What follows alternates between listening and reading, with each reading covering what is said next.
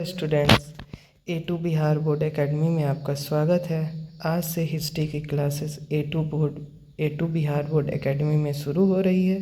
तो आज से हम लोग सारे टॉपिक, सारी चीज़ें, जो भी चीज़ें हमें पढ़नी है वो सारी चीज़ें हम कवर करेंगे ए टू बिहार बोर्ड एकेडमी पे। ये सारी चीज़ें एनसीईआरटी बेस्ड होंगी। जो एनसीईआरटी बोर्ड क्लास 10th की सारी सिलेबस इस पर कवर की जाएंगी। और जितनी भी सारी चीज़ें हैं, जितने भी सारे प्रॉब्लम्स हैं, जितने भी मेन क्वेश्चंस हैं, वो सारी चीज़ें इस पर कवर की जाएंगी। चीज़ों को समझेंगे, कैसे काम करता है, कैसे हिस्ट्री में अच्छे नंबर्स मार्क्स ला सकते हैं हम लोग, ये सारी चीज़ें हम लोग जानेंगे ए टू बिहार बोर्ड एकेडमी पे।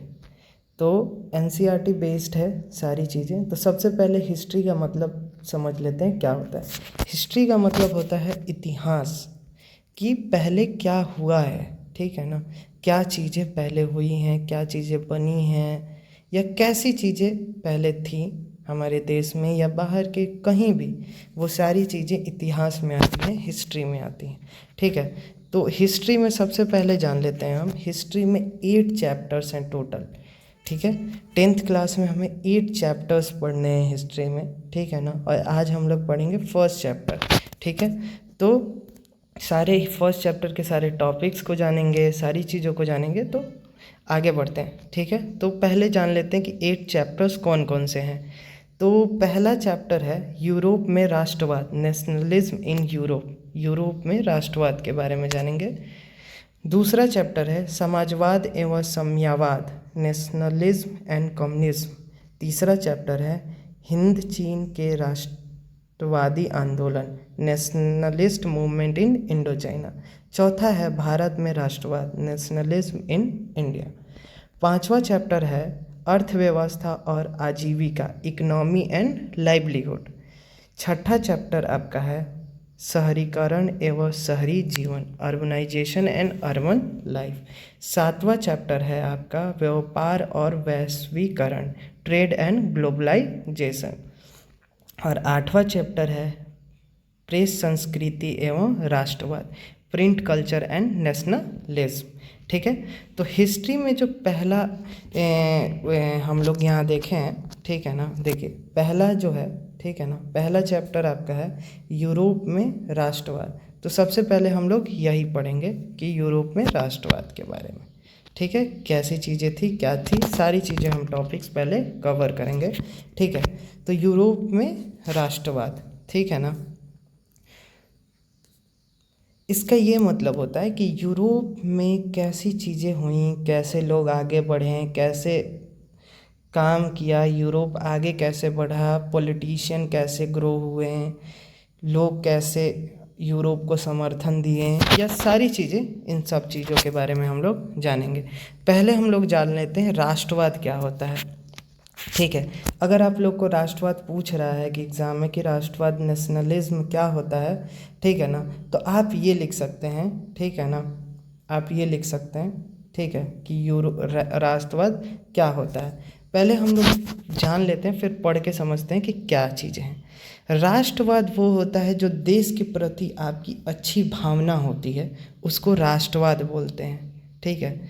जिस देश में आप रह रहे हैं उस देश के प्रति आपकी जो पॉजिटिविटी है, जो आपका अच्छापन है, उसको राष्ट्रवाद बोलते हैं।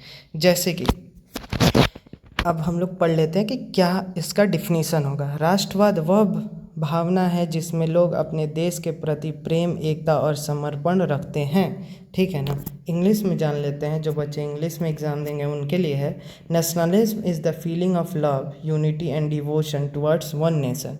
नेशनलिज्म वो फीलिंग और वो डिवोशन, वो यूनिटी है, ठीक है ना, जो हमारे देश के प्रति होता है। राष्ट्रवाद वो भावना है जिसमें लोग अपने देश के प्रति प्रेम, एकता और समर्पण रखते हैं या दिखाते हैं, ठीक है।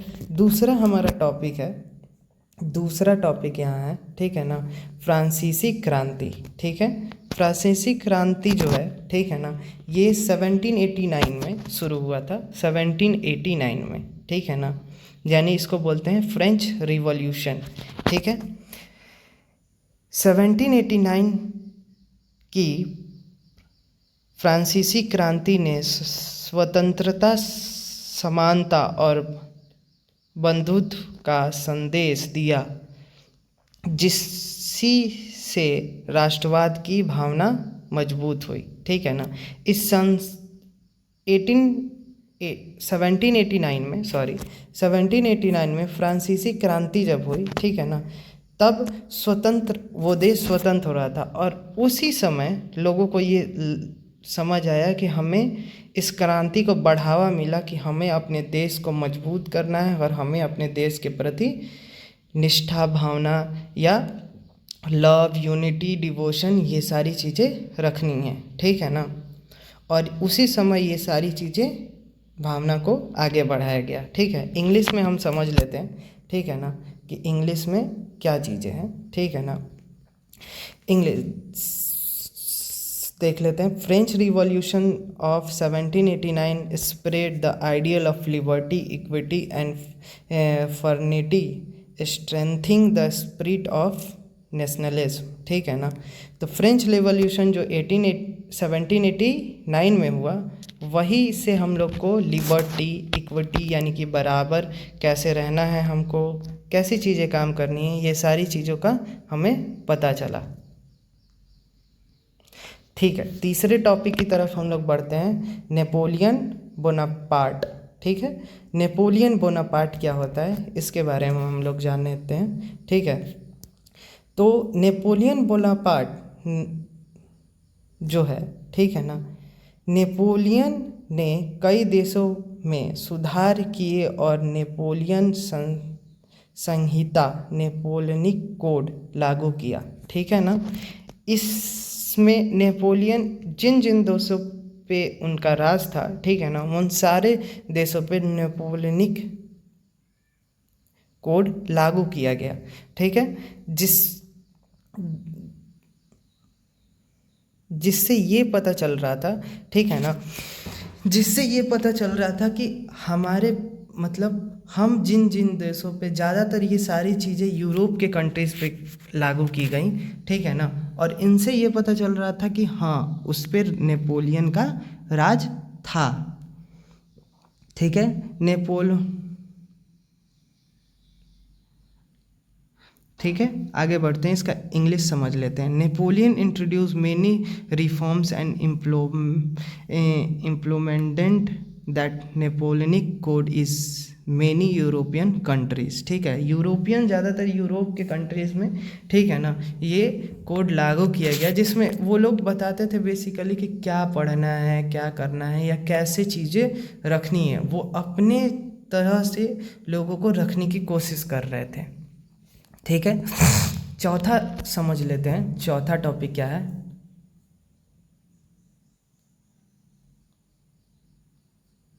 वियना कांग्रेस। ठीक है। चौथा सब्जेक्ट जो है, ये सबसे पहले आप ध्यान रखिएगा कि 1815 में शुरू हुआ था। अब देखिए, इसमें डेट हमेशा याद रखिएगा। ठीक है। डेट हमेशा, ईयर डेट जो भी है, ये सारी चीज़ें आती हैं। जैसे कि फ्रेंच रिवॉल्यूशन कब हुआ था, 1789 में हुआ था। ठीक है ना। और कांग्रेस ऑफ वियना कब हुआ था, वियना कांग्रेस कब हुआ था, 1850 में। तो ये चीज़ें हमेशा याद रखनी है कि कौन सी चीज़ें कब हुई थी। ठीक है। 1850 में यूरोप में शांति स्थापित करने के लिए वियना कांग्रेस आयोजित किया गया। ठीक है ना। शांति बहाल करने के लिए ये चीज़ की गई। ठीक है ना। एक गठन किया गया, एक कुछ लोगों को मिला के, कुछ लोग मिला के पीस को, शांति को बढ़ावा देने के लिए एकजुट हुए। ठीक है।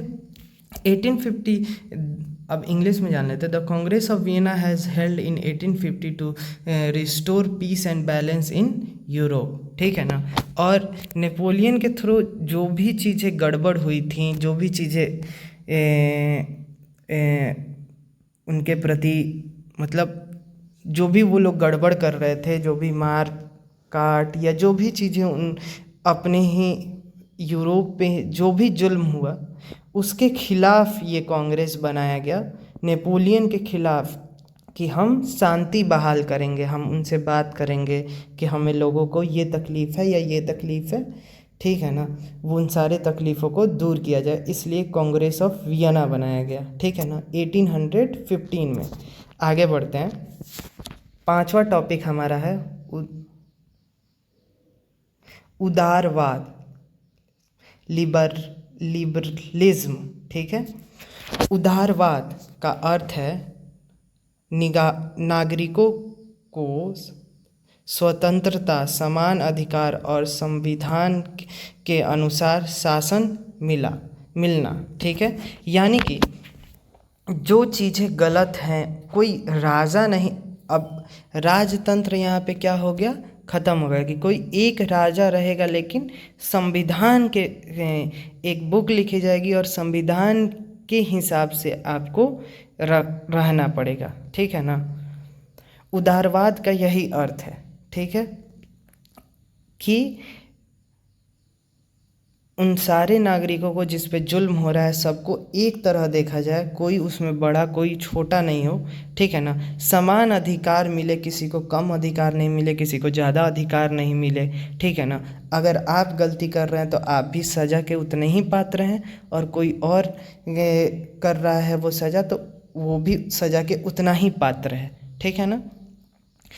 तो इंग्लिश में जान लेते हैं। Liberals means giving citizen freedom, equity, right and constitutional government, ठीक है ना। एक गवर्नमेंट जिसको आप चुनेंगे, वो आपकी सारी प्रॉब्लम्स को सुनेगा, ठीक है ना, और उन सारी चीज़ों को संविधान के थ्रू ठीक करने की कोशिश करेगा, ठीक है। ये सारी चीज़ें हुई उदारवाद में, ठीक है ना। छठा टॉपिक आ जाता है रूढ़िवाद, ठीक है ना।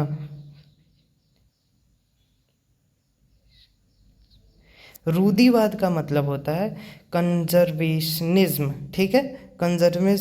कंजर्वेशनिज्म इसमें इंग्लिश हुआ रूढ़िवाद का, ठीक है। हिंदी इसका जान लेते हैं। रूढ़िवाद पुराने नियमों और परंपराओं को बनाए रखने पर जोर देता है, ठीक है।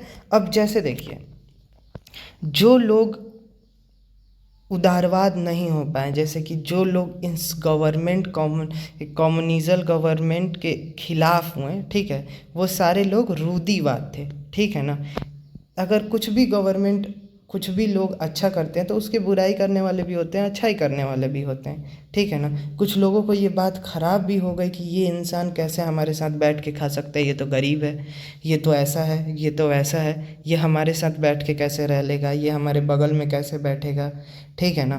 तो कुछ लोगों को ये सारी चीज़ें ख़राब लग गई, और कुछ लोगों को ये भी लगा कि हमारा ट्रेडिशन ख़त्म हो जा रहा है, हमारी संस्कृति ख़त्म हो जा रही है इस कारण से, ठीक है। तो वो सारे लोग क्या हो गए, रूढ़िवाद हो गए, ठीक है। वो सारे अपने पुराने नियमों को, जो यूरोप में माना जाता था, वो सारे नियमों को वो लोग मानते थे, ठीक है ना।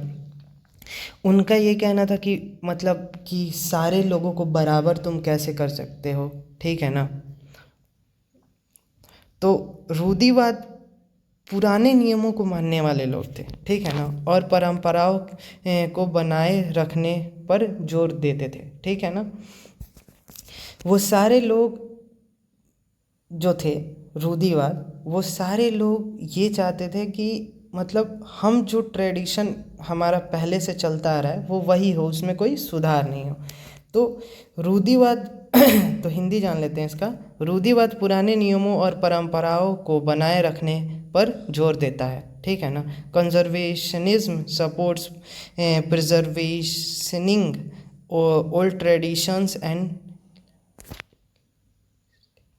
एस्टिबेटेड इंस्टीट्यूशंस, ठीक है। सातवां टॉपिक है आपका, ठीक है, जर्मनी का एकीकरण, यूनिफिकेशन ऑफ जर्मनी, ठीक है। जर्मनी का एकीकरण 1871 में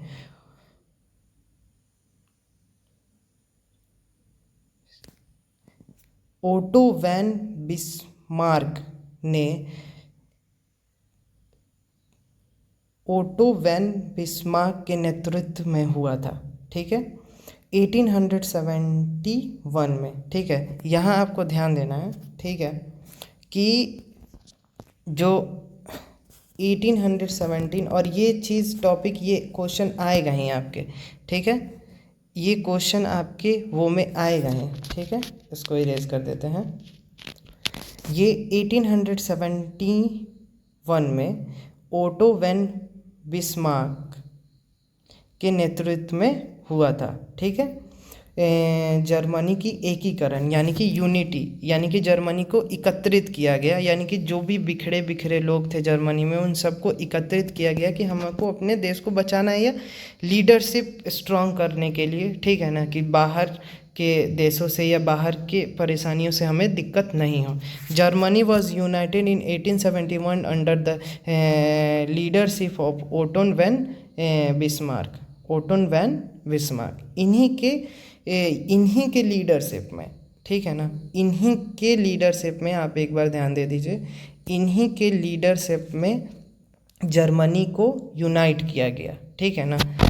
उस समय के बढ़िया लीडर थे, लोग इनकी बात मानते थे, समझते थे, इनके विचारों पे लोग चलते थे, ठीक है ना। तो इस कारण थे 1871 में जर्मनी को ये कदम उठाना पड़ा। आठवां आपका टॉपिक इस फर्स्ट चैप्टर में ये है इटली की एकीकरण, यूनिफिकेशन ऑफ इटली। अब इटली के बारे में हम लोग जान लेते हैं कि क्या है।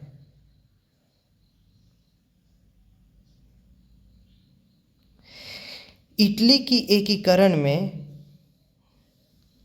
गुस्पी मैजिनी, काउंट कमीलो डी कवारो और गुस्पी गब्रिली का महत्वपूर्ण योगदान था, ठीक है।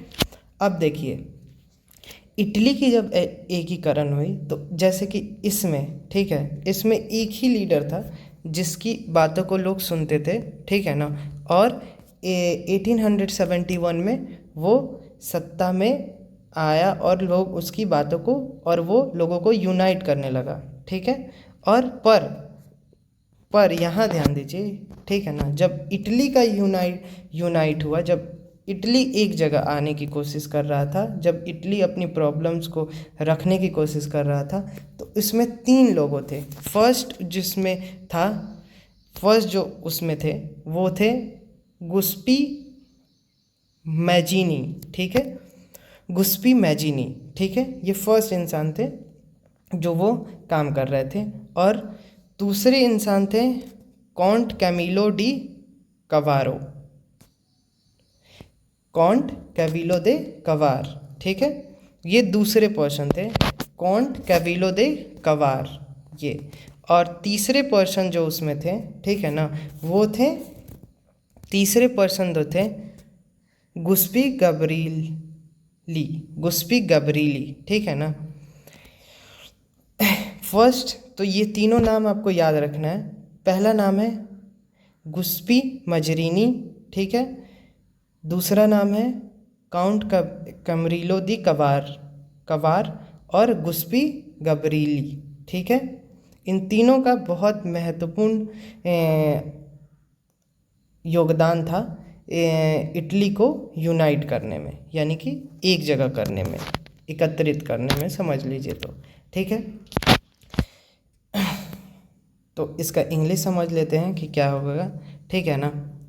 गुस्पी Mazzini, count Cavour and Giuseppe Garibaldi played major roles in unification of Italy, ठीक है। 9 पॉइंट और लास्ट हम लोग का टॉपिक है, ठीक है ना,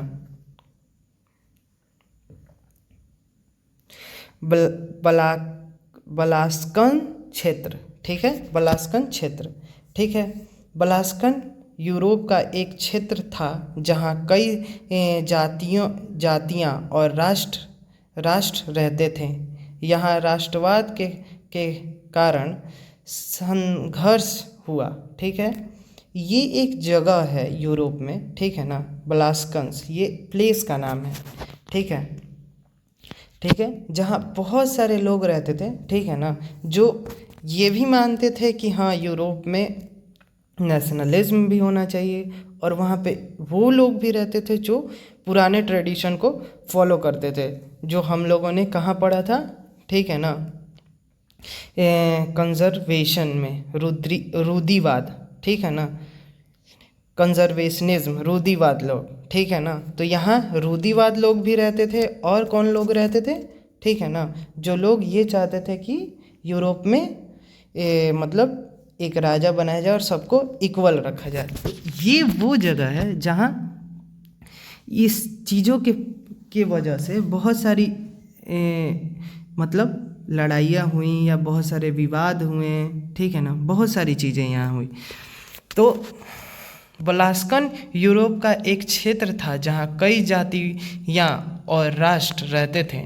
यहाँ राष्ट्रवाद के कारण संघर्ष हुआ, ठीक है ना, राष्ट्रवाद के कारण, यानी कि राष्ट्रवाद के वजह से, ठीक है ना, कि लोग जो ऊपर थे, ठीक है ना, वो सारे लोग ये चाहते थे कि मतलब जो नीचे वाला है वो हमारे साथ नहीं बैठे, हमारे साथ खाए नहीं, पिए नहीं, रहे नहीं, ठीक है ना, तो इन सारी चीज़ों के लिए वहाँ पे संघर्ष हुआ। द बालास्कन was a region in Europe where many ethnic groups lives, nationalism lead to conflicts there, ठीक है, और नेशनलिज्म